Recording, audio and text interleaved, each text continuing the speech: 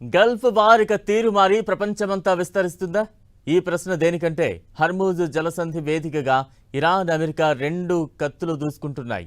Iran నౌకలను America black చేస్తుంటే తనకు అందుబాటులో ఉన్న అన్ని జల మార్గాలను ఇరాన్ మూసేయడానికి రంగం సిద్ధం చేసుకుంటోంది. దీనికి ప్రతిగా అమెరికా మరో పెద్ద వ్యూహం రచించబోతోంది.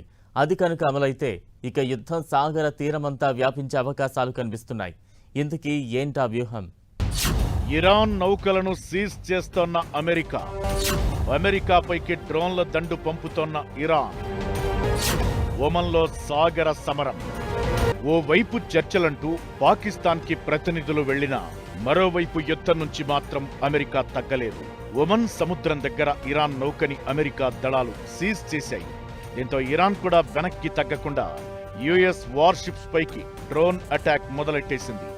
ఇరాన్ హర్మూజ్ మార్గాన్ని మూసేసినందుకు బ్లాకేడ్ ప్రారంభించామని అమెరికా అంటుంటే, అమెరికా తమ నౌకలని ఆపినందుకే తిరిగి హర్మూజ్ మూసేశామంటూ ఇరాన్ చెబుతోంది.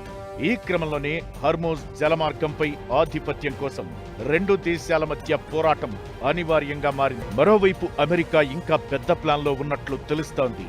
ఈ యుద్ధాన్ని కేవలం పర్షియన్ తీరానికే పరిమితం చేయకుండా అసలు ప్రపంచవ్యాప్తంగా ఉన్న ఇరాన్ ట్యాంకర్లను, కమర్షియల్ వెజల్స్ ని, నౌకలను సీజ్ చేయాలని ట్రంప్ ప్లాన్ చేస్తున్నట్టు చెబుతున్నారు. ఇది ఇంకా చర్చల దశలోనే ఉన్నా ఒక్కసారంటూ ఆ నిర్ణయం తీసుకుంటే ఇక సముద్రంలో ఇరాన్ని పూర్తిగా బెగదీసినట్లే అవుతుందని పరిశీలకులు అంచనా వేస్తున్నారు. అయితే అలా చేసిన తరువాత యుద్ధం ఇక గల్ఫ్కే పరిమితం కాదని, మిడిల్ ఈస్ట్ నుంచి యుద్ధ మేఘాలు ఇతర దేశాలకు పాకినట్లే అవుతుందనేది ఎక్కువ మంది అభిప్రాయం. హర్మూజ్, బాబ్ అల్ మాండేబ్ జలమార్గాలని ఇరాన్ మూసేస్తే తాము ఇరాన్ నౌకలని బంధించడం ద్వారా టెట్ ఫర్ టాట్ ఇచ్చినట్లవుతుందనేది అమెరికా యుద్ధతంత్రం. ఇప్పటికే అమెరికా సైన్యం ఇరాన్ పోర్ట్ల నుంచి వస్తున్న 23 నౌకలను బ్లాక్ చేసినట్లు సెంట్కామ్ ప్రకటించింది. ఇలా చేయడంతో ఇరాన్కొచ్చే ఆదాయం తగ్గిపోవడంతో పాటు అసలు ఆ దేశానికి అవసరమైన వనరులు కూడా దిగ్బంధమవుతాయి. ఏదైతే బ్లాక్ ఫ్లీట్ అంటే స్మగ్లింగ్ ద్వారా జరిగే చమురు విక్రయాలను కూడా అడ్డుకోవచ్చని అమెరికా ఆలోచన.